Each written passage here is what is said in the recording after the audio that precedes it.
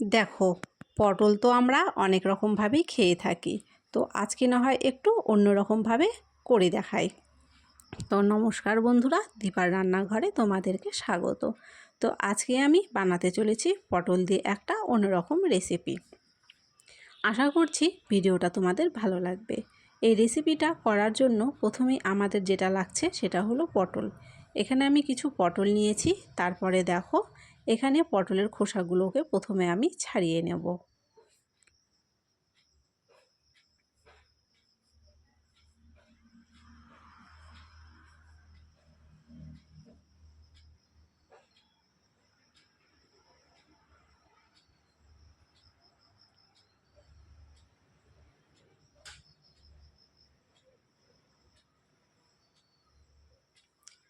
প্রথমে এভাবে পটলের খোসাগুলোকে ছাড়িয়ে নিয়ে তারপরে মাঝ বরাবর এভাবে কেটে নেব।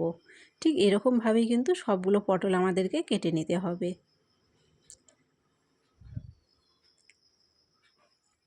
তারপরে পটলগুলোকে ঠিক এভাবে ঝিরিঝিরি করে কেটে নিতে হবে। একদম গোটাগুটি কেটে নিলে কিন্তু হবে না, শেষের দিকে একটু অংশ বাদ রেখে দিতে হবে। তো দেখো, ঠিক এই রকমভাবে কিন্তু কেটে নেব।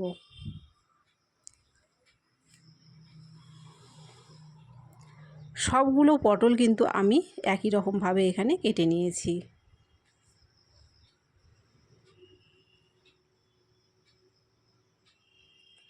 তারপরে পটলগুলোকে এখানে ধুয়ে নেব।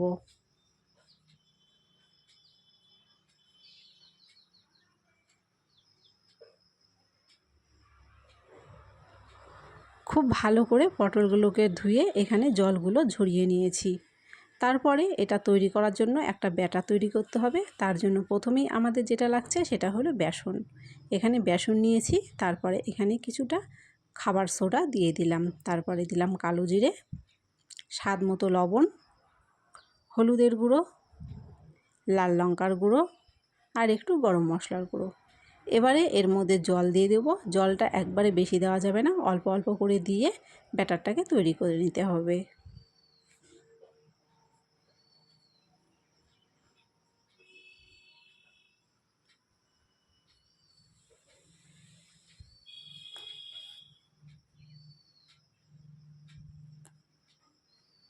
তো দেখো, ব্যাটারের ঘনত্বটা কিন্তু ঠিক এরকমভাবে রাখতে হবে। তারপরে এর মধ্যে এক এক করে পটলগুলো ডুবিয়ে দেব। এদিকে কড়াই বসিয়ে কড়াইতে তেল দিয়ে দিয়েছি। তেলটা খুব ভালো করে গরম হয়ে গেছে।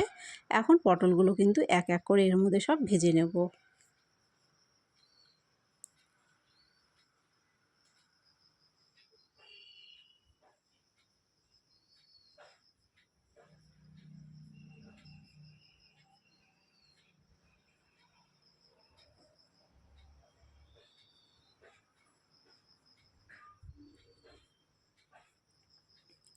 দুদিকেই উল্টে পাল্টে কিন্তু খুব ভালো করে পটলগুলোকে ভেজে নিতে হবে। প্রথমের পটলগুলো আমার ভাজা হয়ে গেছে, সেগুলো উঠিয়ে নিচ্ছি। ঠিক এই একই রকমভাবে কিন্তু পরের পটলগুলো ভেজে নেব।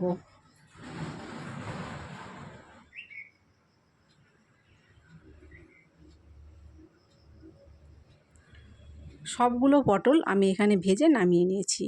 তো কেমন লাগলো ভিডিওটা কমেন্ট করে কিন্তু অবশ্যই জানিও। যদি ভালো লেগে থাকে একটা লাইক করে দিয়ে চ্যানেলটাকে সাবস্ক্রাইব করে দিয়ে পাশে থাকা বেলটিকে প্রেস করে দিও আর ভিডিওটাকে শেয়ার করে দিও।